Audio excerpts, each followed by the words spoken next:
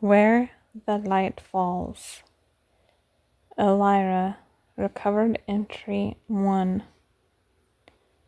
Through the windows I had thrown open earlier, the soft chorus of frogs drifted up from the pond, singing their nightly song through the thick summer warmth.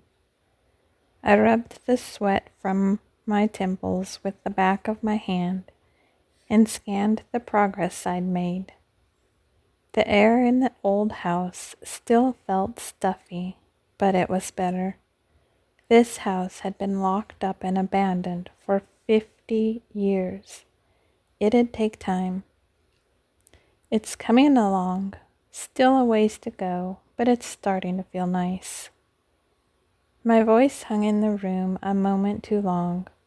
It always did here, as if the walls were listening.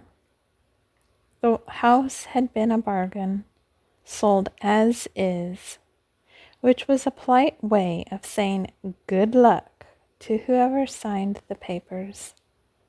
Maybe I was a glutton for punishment, but the first time I stepped inside, it felt like coming home.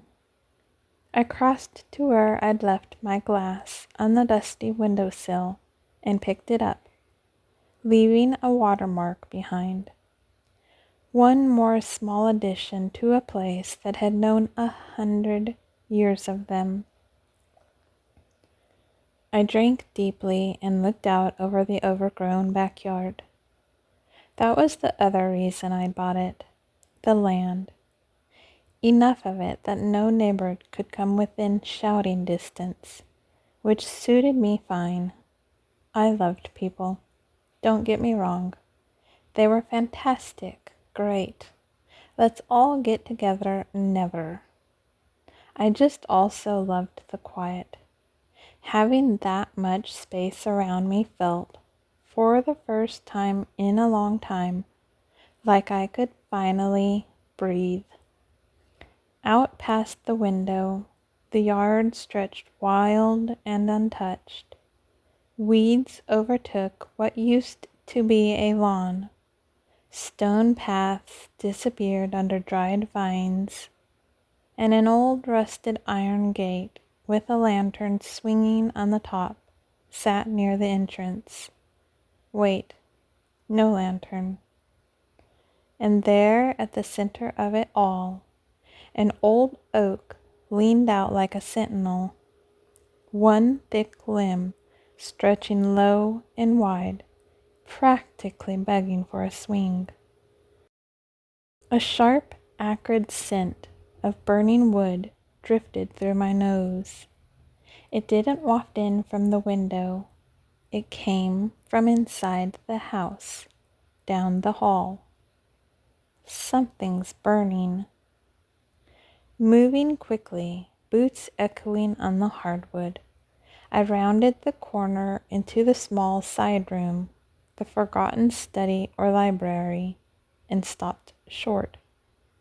The old fireplace, the scuffed floor, the empty shelves caked with dust. I scanned every corner, every shadow. Nothing. The fireplace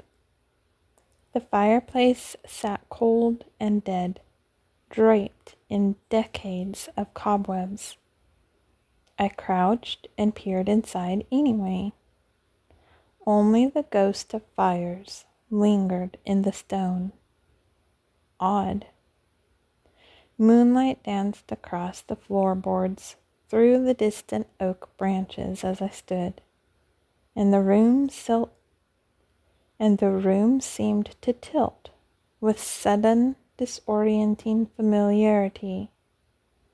My fingers drifted to the hollow of my throat, reaching for a weight that wasn't there, pinching at empty air as if to play with a charm. I dropped my hand, irritated. I don't even wear jewelry. Why do I keep doing that? A heavy, deliberate shift of weight sounded directly overhead in the attic. Then silence. The hairs on the back of my neck rose. A chill crawled down my spine. It was as though someone had stepped close behind me, leaned in, and exhaled across my skin, only to vanish in the space between one heartbeat and the next.